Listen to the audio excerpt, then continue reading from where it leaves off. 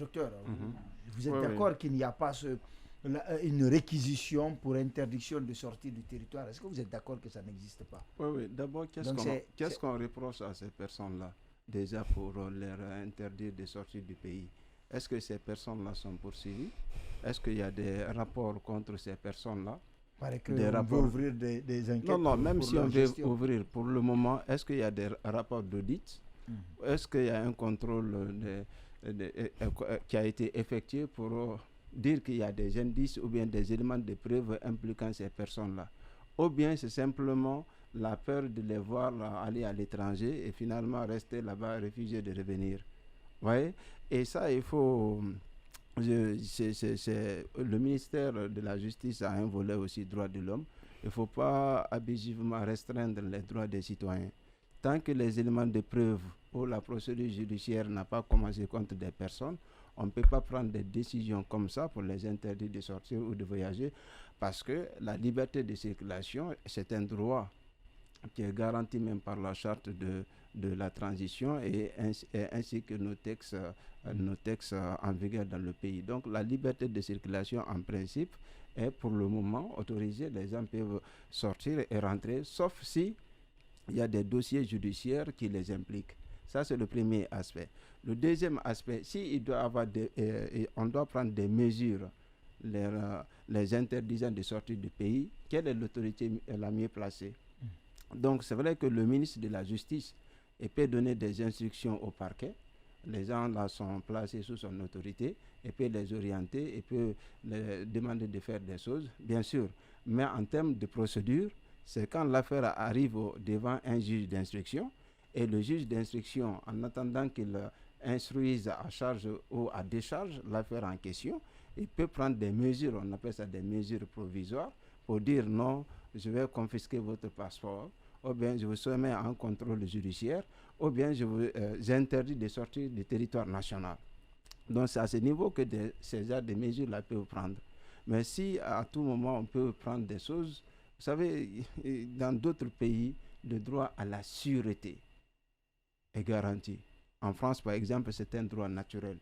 Donc vous ne devez pas être inquiété quand vous êtes sur le territoire de la République. Parce qu'il n'y a pas de dossier de poursuite contre vous. Vous devez vous promener sur le territoire de la République en toute sûreté et même sortir du pays et revenir dans le pays en toute sûreté. Et ça, c'est important de le rappeler parce que peut-être le ministre a ses raisons, mais comme nous, on n'a pas ces éléments factuels, on n'est pas dans le secret du ministère pour savoir, il y a des éléments qui vont bientôt paraître contre ces gens-là, il faut pas on n'a pas ces détails.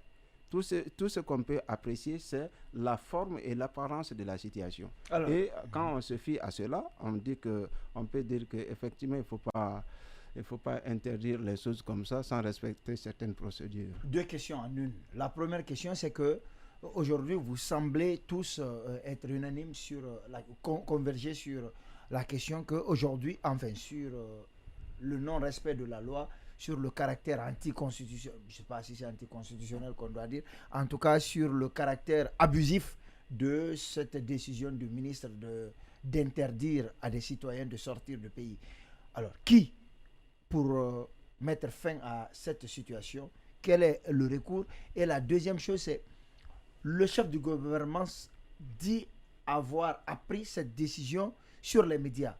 Quelle est la procédure pour que dans un gouvernement ce genre de choses se passe? Pour que dans un gouvernement ce genre de choses se passe, bon, vous avez la réponse devant vous. Si cela est, il le dit dans son courrier qu'il a pris à travers, c'est parce qu'il n'y a pas eu, disons, une concertation. Oui, Or, voilà, normalement, cela doit se faire parce qu'un ministre fait partie d'un gouvernement, comme mon collègue enseignant l'a dit, docteur Silla. Effectivement, un ministre, il reste sous, disons, la subordination d'un premier ministre dans un exécutif bicéphale qui caractérise un régime parlementaire.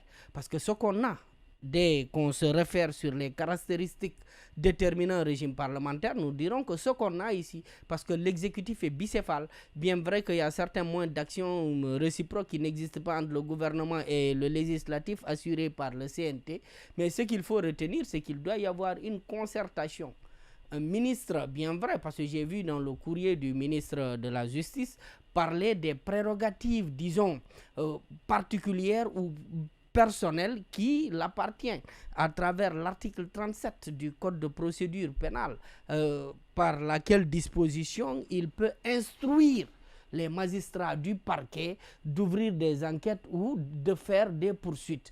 Mais encore une fois, sur ce point, ce que je voulais dire, c'est que l'acte du ministre n'est pas un acte judiciaire. Il faut qu'on fasse très attention. Okay. Le ministre, il est magistrat de profession. Il est magistrat. Mais actuellement, il n'exerce pas les activités ou la fonction de magistrat. Il exerce la fonction de ministre. En tant que ministre, il est une autorité à la fois politique et administrative. Donc, tous les actes qu'il pose sont des actes de caractère administratif. Mais il s'est adressé aux magistrats du parquet. Maintenant, si les magistrats du parquet ont pris des actes allant dans ce sens, ça reste des actes judiciaires. Mais en tant qu'acte judiciaire, parce qu'on dit interdiction, et là encore je me pose la question, parce que le magistrat du parquet ne peut pas décider sur la vie de quelqu'un dans le cadre de son emprisonnement ou de sa liberté. Encore une fois, le magistrat du parquet, il est une partie au procès. Il veut poursuivre quelqu'un, qu'il constitue le dossier et renvoie devant un juge d'instruction, comme M. Silla l'a dit. À partir de cet instant, le juge d'instruction qui a ce pouvoir-là peut le faire et que la procédure puisse se poursuivre et arriver à la juridiction de jugement pour que ces personnes soient jugées. Mais, comme je l'ai évoqué tout à l'heure, le magistrat du parquet, quand il prend un acte, cet acte-là encore, quelle est sa valeur? En ce sens, est-ce que c'est un acte judiciaire ou est-ce que c'est un acte administratif? Parce que jusqu'à présent, moi, c'est la terminologie même qui me pose problème dans le droit. Parce que quand on parle d'une réquisition, ça veut dire qu'il requiert quelque chose auprès de quelqu'un. Mais il est en train de requérir cela auprès de qui? Il prend réquisition aux fins d'interdiction de sortie du territoire. En fait, demandez aux juristes même, c'est quoi le sens de ce terme-là? Moi, je ne vois pas. D'accord. Parce que techniquement, ça n'existe pas en droit, en fait. Vous dites que le ministre de la Justice n'est pas la justice. Je me pose une question parce que dans un des courriers du ministre de la Justice, il parle de l'émission du Premier ministre dans les affaires judiciaires et même il y a une menace à peine voilée de poursuite contre lui. Comment vous comprenez cette situation? Est-ce qu'il en a les prérogatives? Non, les prérogatives peut-être c'est de demander au parquet de poursuivre le Premier ministre. Lui, il peut demander, mais est-ce que le parquet aussi, en ce sens, en fait, le parquet, quand il s'agit d'un acte judiciaire, et là, à ce niveau, dès qu'il instruit, maintenant, ça appartient au parquet de décider. Mais attention, le parquet aussi, quand il s'engage, il sait qu'il n'a pas le dernier mot. Il accuse quelqu'un et lui met à charge de vouloir, obtenir gain de cause, parce que le parquet n'est qu'une partie dans un procès. Donc, à ce niveau, comme vous le voyez, le Premier ministre s'adressant au ministre de la Justice, ce n'est pas une question d'émission sur une affaire judiciaire. Hein. Oui, le ministre de la Justice, c'est pas la justice. Oui, le Premier ministre demande au ministre de la Justice de mettre fin à ces injonctions. Est-ce qu'il en a le pouvoir, juridiquement parlant? Mais ces injonctions sont des actes administratifs. Ce ne sont pas des actes judiciaires. Ce que je disais, c'est la loi qui lui donne ce pouvoir de s'adresser aux magistrats du parquet, mais il s'adresse aux magistrats non pas en tant que juge ou en tant que magistrat, mais en tant que ministre. Parce que la plupart du temps, vous voyez même ceux qui exercent les professions ou la fonction de ministre de la Justice ne sont pas magistrats. Alors, donc, concrètement, il n'y a pas d'émission dans les affaires judiciaires. Alors, je ne vois pas. Docteur, j'ai envie de vous poser cette question. Vous pourrez toujours réagir parce que j'ai vu que vous en avez envie. Mais dans ce cas, quel est le fondement du ministre de la Justice? C'est quand même lui qui est censé véritablement avoir tous les leviers lui permettant de comprendre la loi. Il est d'abord magistrat, il est à la tête du ministère de la Justice. Oui. En fait, il y a d'abord un problème que je voulais rappeler. C'est justement la question de la présence du parquet dans le fonctionnement de la justice. À un moment donné, je me rappelle quand j'étais encore en France, il y a eu un débat sur la question et le rôle du parquet et surtout du juge d'instruction. et disait à ce niveau, est-ce qu'il ne faut pas supprimer le parquet parce que c'est une façon d'ouvrir une brèche au pouvoir exécutif, de s'introduire dans le fonctionnement de la justice. Vous voyez, parce que le ministre fait partie du gouvernement, donc c'est le pouvoir exécutif stricto sensu, et le ministre a une autorité sur une partie importante du fonctionnement de la justice, ça c'est le parquet. Donc il y avait un débat à ce niveau. Mais ce qui reste clair, comme les lignes n'ont pas encore bougé, nous sommes avec le statu quo, il faut préciser que le parquet, donc quand on dit parquet, c'est les procureurs d'une manière générale. Les avocats généraux. Voilà, les avocats généraux. Ceux-ci-là sont placés sous l'autorité du ministre. Donc il y a un lien de subordination. Le ministre peut bel et bien donner des instructions à ces gens-là. Ça, c'est vrai. Mais comme mon collègue l'a dit, est-ce que quand un ministre prend un acte donnant des instructions au parquet, l'acte là devient un acte judiciaire par nature? Non. Le ministre est une autorité exécutive. Les actes du ministère de la Justice, en principe, sont des actes administratifs. On peut même, si les gens m'écoutent, attaquer la décision du ministre devant la Cour suprême à travers un recours pour excès de pouvoir et pour voir le bien fondé de la chose si l'acte est légal ou illégal. Ça, c'est une brèche et pour ouvrir une procédure éventuellement si les gens sont intéressés. Mais ce que je veux dire, il y a la logique et la compréhension du fonctionnement global d'un gouvernement. Et ça, il faut préciser que ce n'est pas tout le monde qui est publiciste dans le gouvernement et peut-être ils ont des conseils, mais est-ce que tout le monde comprend la technicité du fonctionnement de l'État en la matière? Je l'ai dit tout à l'heure, le Premier ministre, il est le numéro 2 en principe de l'exécutif. Le numéro 2 de l'exécutif. Et tous les ministres qui sont dans son équipe, en principe, il est leur supérieur hiérarchique.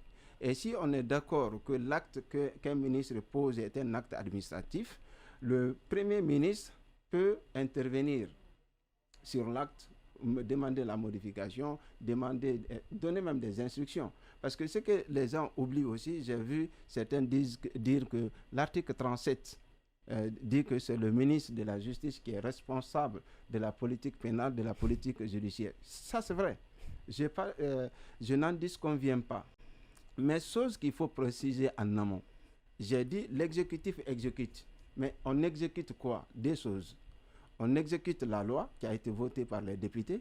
On exécute les instructions qui ont été données par son supérieur hiérarchique. C'est ça, exécuter. Donc, étant donné que le président de la République est la première autorité gouvernementale, il peut donner des instructions à un ministre, mais même au Premier ministre. Et étant donné que le Premier ministre est le premier responsable de l'équipe gouvernementale, il peut donner des instructions. Il peut avoir une politique, la politique globale de son gouvernement. Il appartient maintenant à chaque ministre de s'approprier de cela et de l'exécuter dans son secteur d'activité. Ouais, de le mettre en œuvre dans son secteur d'activité. Ça, c'est le fonctionnement global. Moi, ce que je comprends, ce n'est pas aller dans le sens d'un bras de fer entre Charles, comme je le vois sur les médias, les réseaux sociaux, entre Charles Rat et Dr Bernard Goumou qui va tomber. Ce n'est pas ça. C'est une incompréhension. Et j'ai bien aimé les termes du ministre secrétaire d'État à la présidence, il dit interprétation. Et effectivement, c'est une incompréhension dans la façon d'interpréter l'article 37. L'article 37 ne dit pas que le ministre est autonome et complètement indépendant dans son ministère. Le Premier ministre n'a rien à... Non, le Premier ministre peut prendre des mesures pouvant concerner le secteur de la justice. Et le ministre de la Justice, en tant que ministre se trouvant dans l'équipe gouvernementale dirigée par le Premier ministre, il revient de mettre ces mesures en œuvre. Donc c'est une incompréhension. Ce n'est pas à demander que quelqu'un tombe, mais il y a incompréhension. Alors, je reste avec vous, on est vraiment talonné par le temps. Avant que je me tourne vers Dr Diallo, le Premier ministre a demandé au ministre Charles de mettre fin à ces injonctions, ce qui n'est pas fait jusqu'à date. Est-ce que le Premier ministre a le pouvoir d'agir, de sévir contre le ministre de la Justice, de le suspendre, notamment du gouvernement, etc., etc. Est-ce qu'il a des leviers juridiques pour le faire? Au fait, il est Premier ministre. Quand on prend le parallélisme des formes, celui qui propose les membres la liste des membres du gouvernement et soumet ça au président de la République qui prend un décret pour nommer les gens aux postes auxquels ils ont été proposés, en principe. En principe. On parle de la loi, c'est que la loi dit. Je parle de des principes qui est censé se passer dans un exécutif bicéphale qui a des caractéristiques ou certains ingrédients d'un régime parlementaire. Donc, il propose son équipe au président de la République qui avalise ou qui donne effet à cela. Donc, si c'est lui qui a proposé les noms ou la liste des membres du gouvernement, si ça ne va pas, il peut encore revenir sur ça, proposer une nouvelle personne et demander le départ. Je ne dis pas que forcément il faut que Charles parte. Docteur, on va rester dans la loi. Oui, je vais vous poser une question sur la partie, laissez-moi juste finir. Allez-y, oui, parce que vous savez, la parole est difficile. Les gens vont penser que je veux... Non, je ne veux pas de son poste. Ce que je suis simplement en train de dire, le Premier ministre, il a la possibilité d'agir sur tous les ministres. Il peut faire des propositions de remaniement gouvernemental au président qui peut ne pas accepter. Donc, je ne parle pas de remaniement. Est-ce que lui-même, il peut prendre un acte suspensif? Il peut écrire, il peut prendre un acte pour dire le ministre de la Justice est suspendu du gouvernement. Est-ce qu'il peut prendre ça? On ne parle pas là de proposition de changement de ministre. Est-ce que c'est possible? Est-ce qu'il en a le pouvoir? Peut-être que je vais laisser Docteur, allez-y. Est-ce qu'il en a le pouvoir? Là, on parle de... Effectivement, en tant que supérieur hiérarchique, il a ce pouvoir de suspension. La seule chose qu'il n'a pas, c'est un pouvoir de lui démettre de ses fonctions ou de révocation. Mais il a le pouvoir de suspension de l'intéressé en tant que supérieur hiérarchique direct. Et il y a même un cas d'école, le cas du ministre Yaya Sow. Il avait pris une décision et l'avait suspendu avant que le monsieur ne soit démis de ses fonctions. Donc cette possibilité existe bel et bien. Alors l'autre chose que je vais vous poser, c'est la suspension doit durer combien de temps? Ou bien c'est pas défini? Il n'y a pas une définition en ce sens. C'est qu'il peut le suspendre jusqu'à ce que le président décide de le limoger. Tant qu'il veut le suspendre, il le suspend. Non, mais il faut qu'il le fasse aussi dans un délai qui est un délai raisonnable dans ce cadre-là. Alors l'autre question que je vais vous poser, parce qu'on est vraiment talonné par le temps, le Premier ministre a quand même écrit au ministre secrétaire d'État à la présidence pour les ordres de mission. Si le ministre d'État à la présidence n'exécute pas ce qu'il dit, est-ce qu'il a des leviers contre lui? Attention, il y a un problème en ce sens. Il y a même un décret qui organise ce secrétariat. Donc, sur ce point, il n'a pas d'ordre à donner à ce ministre parce que lui relève directement du président de la République. D'ailleurs, même la plupart des fonctions du président de la République dans le décret organisant et attribuant, disons, donnant des attributions au secrétariat général à la présidence, les définit dans ce sens. Donc, il n'y a pas une liaison directe entre le ministre secrétaire général à la présidence. Non. D'accord. Alors, on est malheureusement pris par le temps. Mot de la fin, docteur, rapidement. Non, je voudrais simplement dire peut-être la possibilité qu'il a en tant que numéro 2 du gouvernement, c'est de s'adresser au président directement. Et le président, qui est numéro 2? Le Premier ministre. Numéro 1 du gouvernement. Numéro 2 du gouvernement. Okay. Lui, il peut s'adresser au numéro 1 de l'exécutif, qui est le président de la transition. Ce dernier peut agir sur le secrétaire général à la présidence. Il y a cette possibilité qui est là. Allez-y, docteur, si vous avez un mot de la fin rapidement. Malheureusement, on est talonné par le temps. Bon, je dirais juste que le dernier mot de la fin, c'est qu'il y ait une entente entre les membres du gouvernement, qu'ils puissent voir comment trouver solution et que chacun puisse en réalité comprendre exactement quelles sont ses prérogatives pour ne pas qu'on fasse entre guillemets certaines fabrications, pour ne pas dire surtout dans le cadre des techniques juridiques, encore une fois, pour voir comment la transition va pouvoir se dérouler dans les meilleures conditions.